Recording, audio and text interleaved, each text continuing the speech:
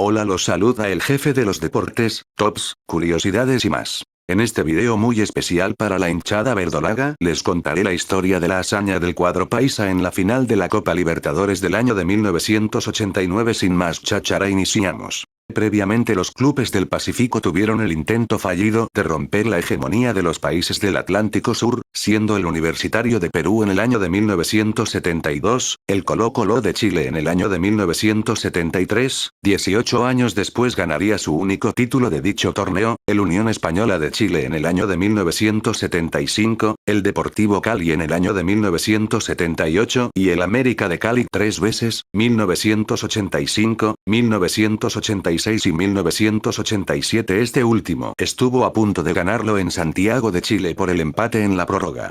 El cuadro verdolaga en el campeonato colombiano de 1988 fue segundo del octagonal final de 1988 por detrás de Millonarios con 24,50 puntos con el bonificado de 1,50. Dicha fase final fue muy polémica por el favorecimiento arbitral a favor del cuadro embajador, teniendo fuertes molestias en los equipos participantes, como de los técnicos y los jugadores. El cuadro verdolaga fue ubicado en el grupo 3 junto con Millonarios, Emelec de Guayaquil y el Deportivo Quito de Ecuador. Atlético Nacional empató 1-1 ante Millonarios en el Campín, luego en Guayaquil empató ante el Emelec con el mismo resultado, 1-1, en el estadio Alberto Spencer, mismo resultado contra el Deportivo Quito en el estadio Atahualpa, perdió en el estadio Atanasio Girardot ante Millonarios por 0-2, ganó en casa 2-0 al Deportivo Quito y le dio una paliza al Emelec de Guayaquil en el estadio Atanasio Girardot por 3-1, estando en el segundo lugar con 7 puntos. En los octavos de final se enfrentó al Racing de Avellaneda. El cuadro verdolaga ganó en la ida en Medellín por 2-0, y en la vuelta en el estadio Presidente Perón, popularmente conocido como El Cilindro, en Avellaneda, perdiendo 2-1, pero avanzó gracias al resultado global de 3-1. En los cuartos de final se enfrentarían nuevamente contra Millonarios. En la ida en Medellín ganó por la mínima por 1-0, gol del Palomo Usuriaga, y en la vuelta en Bogotá empataría por 1-1, el gol para la eliminación embajadora fue por John Jairo La Turbina Treyes. Esta eliminación es un trauma para la hinchada azul, ya que fue una apuñalada en la espalda delante de su gente y un partido importante de sus vidas. Después en las semifinales se enfrentarían al Danubio de Uruguay en la ida con un aburrido empate por 0-0, y en la vuelta en Medellín el Atlético Nacional lo aplastaría por 6-0, avanzando a la gran final contra el Olimpia de Asunción, que ya fue campeón en la edición del año 1979, rompiendo el monopolio entre los equipos argentinos, brasileños y uruguayos.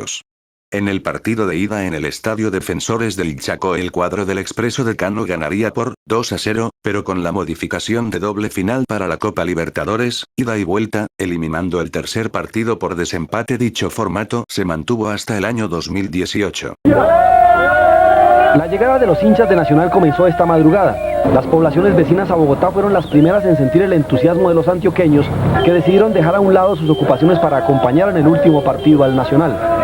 Para la mayoría no fueron inconvenientes la distancia ni las características de la vía para estar cerca de su equipo. ¿A qué hora señor de Medellín? A las 6 de la tarde. Tengo 8 horas de viaje, estaré a las 7 de la noche en Medellín. ¿Se justifican 9 horas de carretera por Nacional? Más si fuera necesario. ¿Cómo hace usted para manejar siendo minusválido? Se tiene que aprender uno a defender como le toque.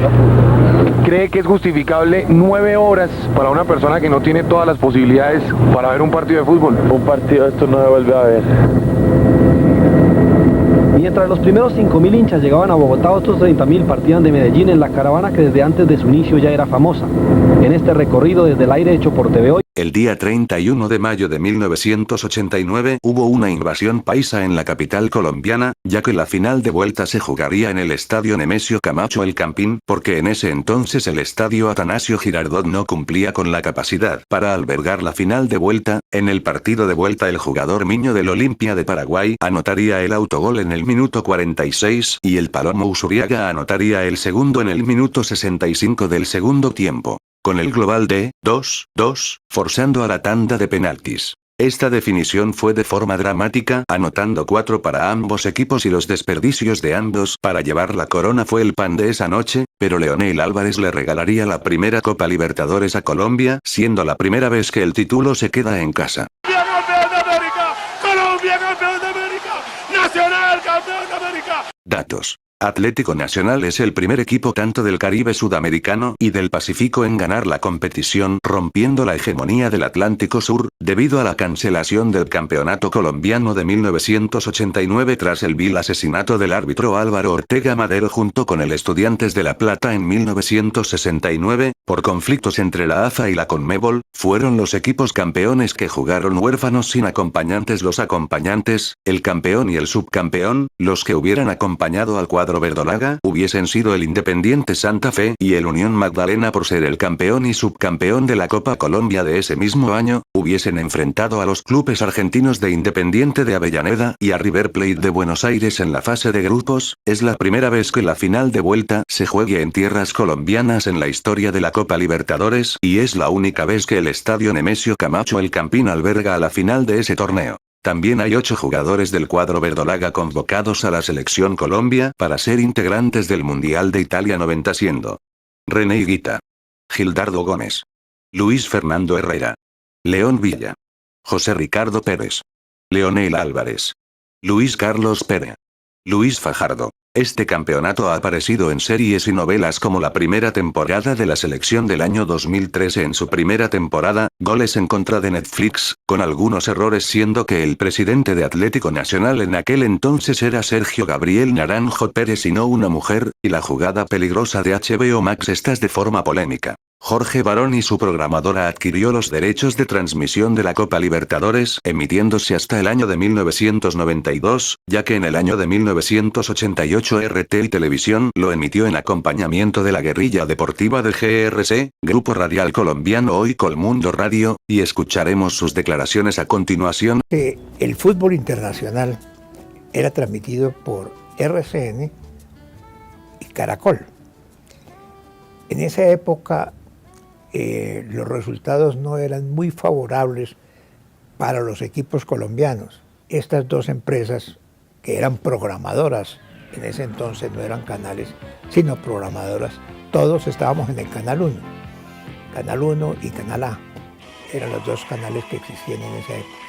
Estas dos empresas renunciaron a realizar las transmisiones de la Copa Libertadores de América en ese año. El empresario pues me llamó, me dijo: hombre, ¿a usted le interesan los derechos de transmisión de la Copa Libertadores de este año? Yo le dije: no, pues yo no tengo plata, eso vale mucho dinero. Digo: recíbame en su oficina y negociamos. Él llegó a mi oficina a ofrecerme pues el fútbol y me dijo: mire, no tengo a quién más venderle eso, le dejé muy barato eso. Y me dio pues un precio, por Dios, increíble. Yo le dije: listo, yo le compro eso. ¿Se acuerda cuánto le cobró? $5.000.